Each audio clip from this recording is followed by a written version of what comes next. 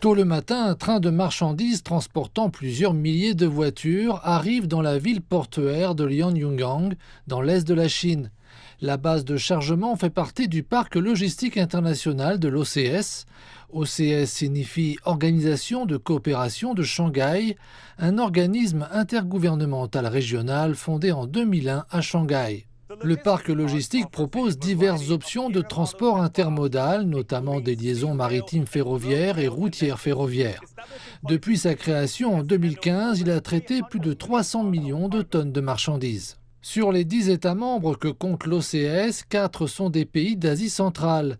En tant que projet phare de la coopération de l'OCS, ce parc logistique joue un rôle clé dans la stimulation des échanges commerciaux entre la Chine et l'Asie centrale.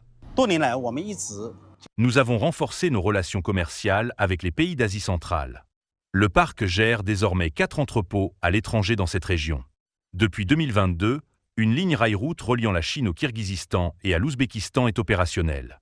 Elle joue un rôle clé dans le corridor logistique.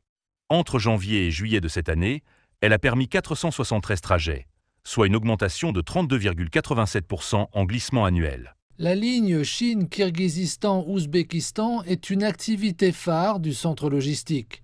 Elle achemine des produits manufacturés chinois vers l'Asie centrale par voie ferroviaire à l'intérieur du pays et par voie routière à l'étranger.